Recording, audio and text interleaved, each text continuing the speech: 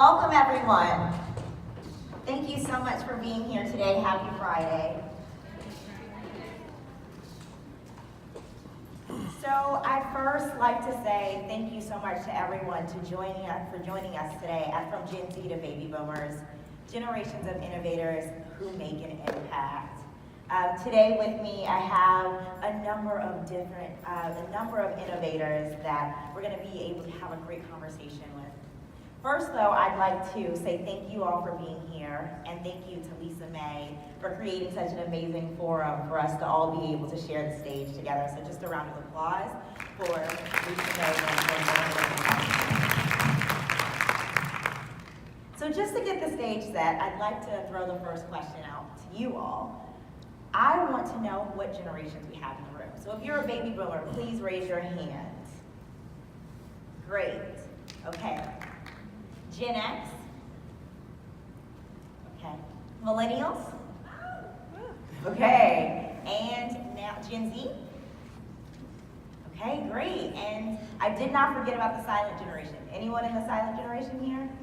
Does anyone know what the silent generation is? No. The silent generation is the generation that lived through the Great Depression, right? And so I'm really passionate about generational communication. And so being on this panel today is something that I'm really excited about. So I'd love to offer the opportunity for us to each introduce ourselves. My name is Sabrina Garba. As you heard, I'm the founder of the Glass Ladder Group. And at the Glass Ladder Group, we focus on organizational culture, cross-cultural communication, and accelerating genius, which is about helping everyone to really achieve their best selves within their organizations and be the best advocates they can for their employers and also for themselves. And I would love to now turn it over to my panelists to introduce themselves. So if you all want to take just a couple minutes to do so. Thank you so much. I'm Karen Cornwell. I spent 30 years in the tech industry. I'm an engineer by trade. I have a master's and a bachelor's and an MBA. And then I left the tech industry and I started my own firm, Consult Cornwell, which focuses on product management, and then Attunivation, which focuses on bringing men and women together in harmony in tech, because I've looked for that for 30 years and been unable to find it. So I think I can really help move the needle on that. So that's my intro. Thank you. And I'm Ruth Chandler Cook. I'm the founder and CEO of HireHer. And HireHer is connecting diverse talent to innovative industries faster through our technological and people solutions. So what that means is we're building community of diverse talent in fields where women and minorities are traditionally underrepresented. And we're helping employers form workplaces that are inclusive and really result in not only the ability to recruit, but engage and retain diverse talent. Hi, I'm Gabriella White. To inspire you, we help increase minorities of Black women architects and help those get interested in STEAM and STEM fields. Great. Hello everyone, my name is Jovita Jenkins. I'm a West Coast hidden figure. I spent almost 40 years in the aerospace industry, starting as an engineer and retiring as a director of engineering at TRW, just as north of Roman Bodice. And I have reinvented myself at least 3 times now. I've been the founder of, I'm a serial entrepreneur. I founded 2 companies, and now I run an organization that's called GUYAO, which stands for Get Out of Your Own Way. And I do executive and leadership coaching, helping companies and rising stars with their strategies for how to move up and around inside the organization. Yeah, so as you can see, we have a really unique and diverse panel when it comes to experience and the things that they're working on and their way of innovation. So since we're going to spend a little bit of time talking about innovation today, I'd love to set the ground. What does innovation mean to all of you? You know, that's an interesting question because it means different things to different people. Yeah. But I think the most important part of innovation, a lot of people when they say innovation, they think of the guy in the lab in the white coat by himself working all night long. And studies of innovators have found that that is not an innovator. innovators are typically in a team. They build a team that forces them to think, that asks the hard questions, and that don't make assumptions. So it's a very different dynamic, and it's a teamwork dynamic, because it's other people that can lead you to think of the things that become very innovative. Yeah, yes, thank you so much. I appreciate that. Does anybody else have? Oh, I'd like to chime in on that one. To me, innovation is asking the question both of yourself and of other people, I wonder what it would be like if I could. And that's kind of been my motto for my entire career, both individually and in running an organization. What would it be like if I could? Yeah, I think that those are really great answers. I also think that innovation is solving a problem. So when there's a circumstance or an experience that people have, and it leads to, I wonder if I could, and I'm gonna really go out here and change the world, I think that's where innovation comes from. And some of my experiences and the experiences of women and minorities around me have led me to say, I'm gonna change the world for women and minorities and STEM plus. So I think that's also where innovation comes from. Yeah, so I hear that innovators are curious, they're collaborators, and they're absolutely courageous, right? That's, I think, admirable, and I think all of you have done that. So I would love for the audience to get a better understanding of what it was like for you to be innovators, and what that space looks like for you across your generation. So when you started your career, what were some of the challenges and opportunities? So I worked on all the major programs, like the B-1 bomber, the space station, the space shuttle, the Hubble Space Telescope, and all the missile system programs, and a bunch of satellites. So, and I started because I wanted to build robots for Disneyland. And back in the day, people who looked like me didn't want to do things like that. And there was no Disney Studios or all this other stuff. We only had 3 TV channels. So for me, people have always looked at me and gone, you want to do what?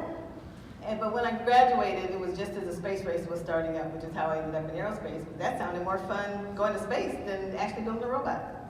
So there was always me wondering if I could and not taking no for an answer. And if you say I couldn't, then that gave me all the more incentive to go figure out how to do it. Right.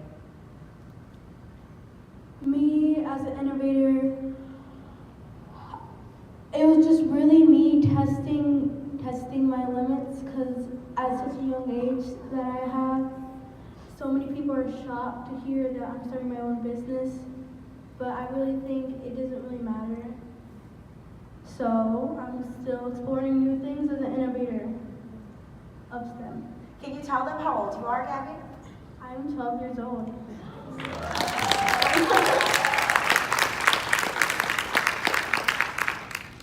So I'm part of the sometimes overlooked and forgotten Gen X. That's very true, I'm sorry. And one of the things that inspired me was, really my own workplace experience and the workplace experiences of the women around me and that I've met having started HireHer. I'm super excited to be on this panel with these awesome ladies, and I called her modern day hidden figure, and she said she's a... Let's do it. Yeah, do it. But I started HireHer, because my sister told me to, and she was an electronics engineer at NASA, and I lost her in 2014. She was a victim of domestic violence. But when she was in the hospital and it wasn't going well, she said, I should do something about it. And at the time I was thinking, I'm gonna start this business, I'm gonna do something about it to solve her problem. But I've stayed in business, working at this thing as an entrepreneur because of my own experience and all of the women that I've met since I started the process. So,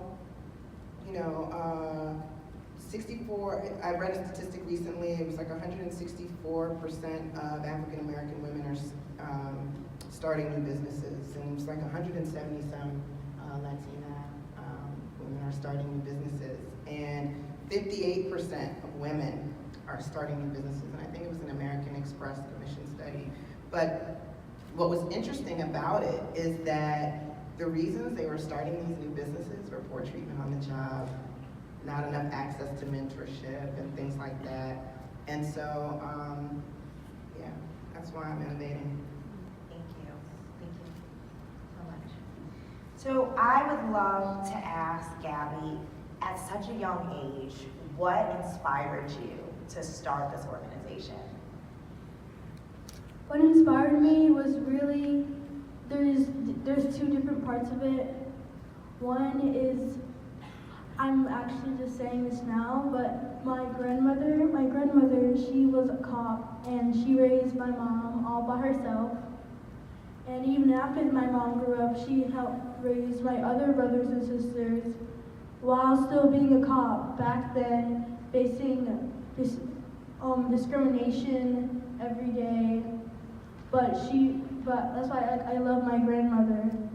And right now she's having leg problems, but still she comes over and she helps us whatever way she can. She's so supportive of me becoming the STEM advocate. So I'm just so another part of it is architecture really impacts our lives every day. Architecture made this building, architecture made the building next door, architecture made your house. Architecture really helps make memories. You might have memories of your family in that house. You might have memories of your loved ones. So it's really just part of all the fam. I love that humanization of STEAM, which I think is so important. So you mentioned how many, I think it was African-American women architects there are in the country. Can you share that? There are less than 500 African-American Black architects in America alone. Yeah. So it's really crazy. That's stunning, isn't it? I went to Howard University, and I know we had a school of architecture. I never would have guessed that, right? But it's so important. And I know there's, when car companies first put out the airbags, what was happening? Women and children were dying because there were no women in those rooms to tell them that, everyone's not 6 foot, 200 pounds, right? So just imagine that our homes are being designed by people who don't necessarily think about how we interact and live and communicate as women. And so what you're doing is actually something that will shift, has the possibility to shift how we live, even in our homes. So I know we talked a little bit also about the idea around the special skills and characteristics that women bring into the workplace as innovators. What do you think some of those things are, those unique things that we bring in on? Oh, I'd love to talk to that one. Yeah, please do.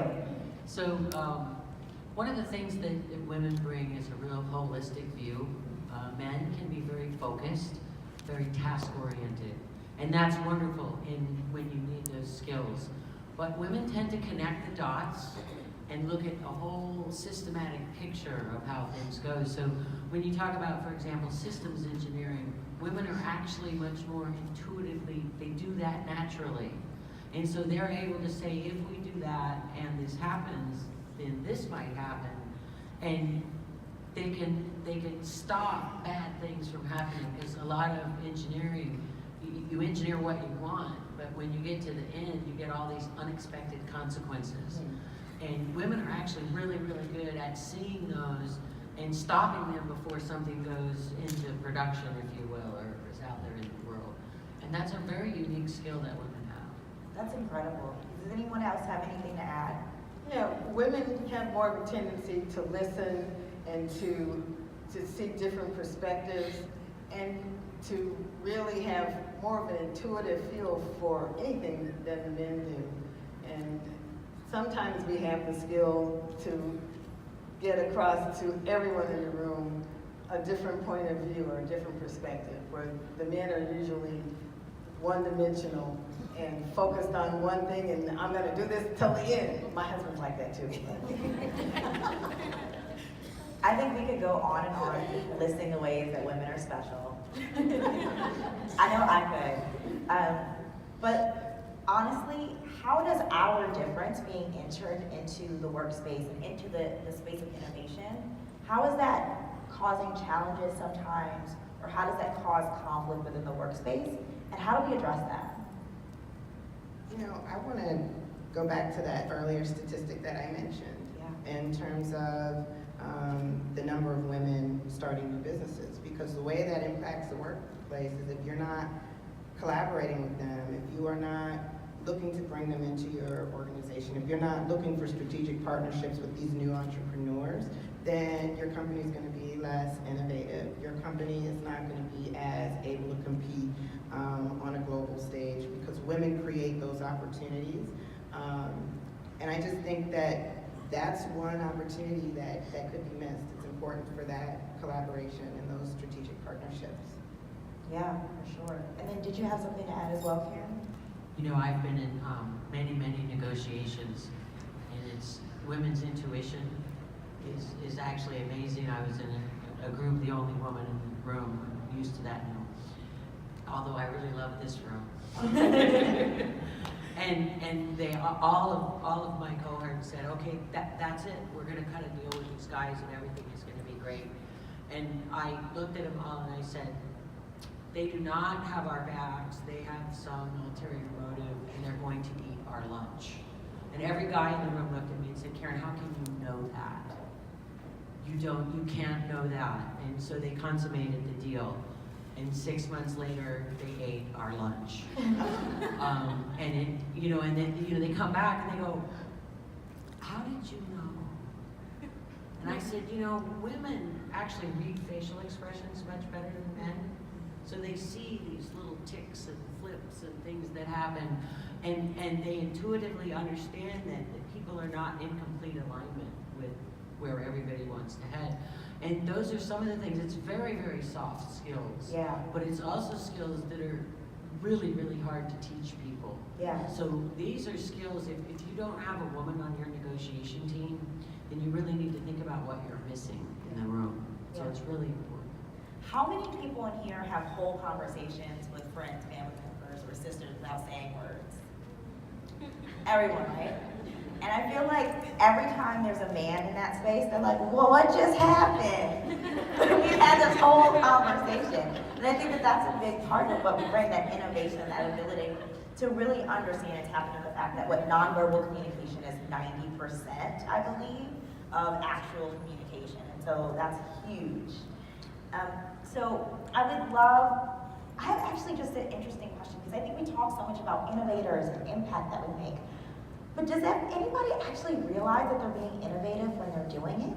Like, did you think, oh my goodness, I'm an innovator? What was your focus there? I like to speak to that. No, I never thought I was an innovator.